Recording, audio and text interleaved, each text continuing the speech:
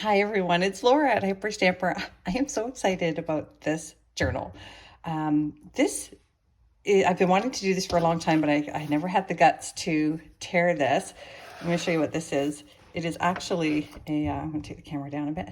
The spine of a Times manual, and this held all of the Times editions from 1907. Now, this is not the New York Times. This is the London Times, I believe.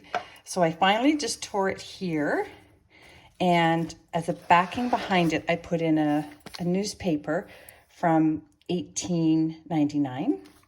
The actual Times paper, the Weekly Times from 1907, which is this spine here.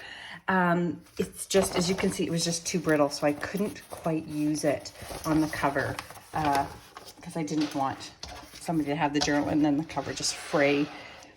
So I just added a little piece of vintage chain there and this wonderful old handle, which still has the green patina on it to match this. And this is actually an antique book called The World Over. So let's go inside this really wonderful journal. I've left in the original first few pages here.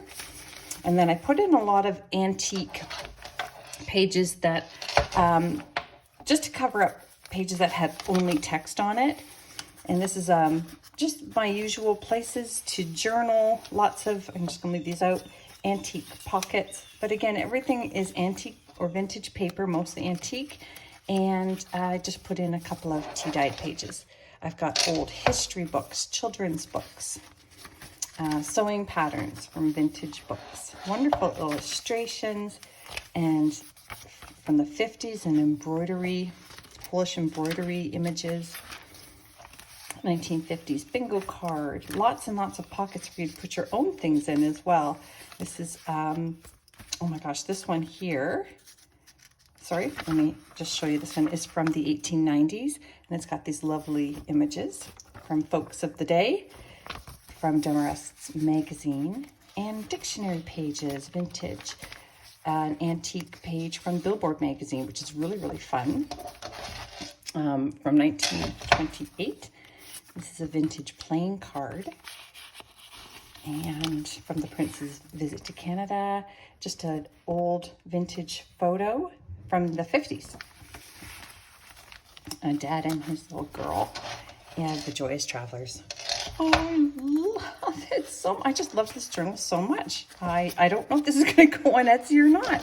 I don't know if I can part with it. So you can check Etsy out if after the end of the journal I decide it's time to let it go.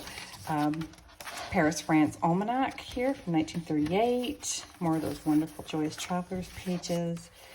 And postage stamp collector's book page, 1926 journal page, Canasta page. So much. This is a wonderful little page from a woman's magazine, also from it's either from 49 or 50. Look at these images. Aren't they wonderful? And then on the other side, just these awesome advertisements that you get in the 50s and 40s. American Gardens book here, children's book page. I'm just flying through this because I know you don't need all the detail on the history. I'm happy to provide that if you want more. A hidden pocket here in this doily page, vintage doily page, a antique papers tag that I made here for journaling on the back. And this is a wonderful full vintage hanky, brand new to me, but it is old, just never purchased. And, ooh, look at this.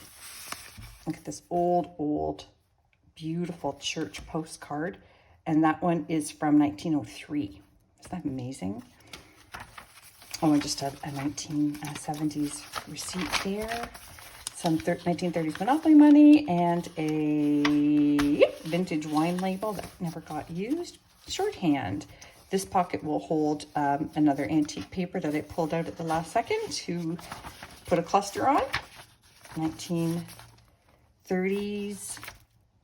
1929, sorry, ledger page here with the hand-stamped corners, 1920s music sheets, children's book page. Look at that wonderful image. Oh, I love it all around the home. Really, really sweet. So I don't know if it's going on Etsy or not. I guess I should have decided that before I did the review. But I hope you'll come back, subscribe so you can see the next one, which will be this one here. So stay tuned.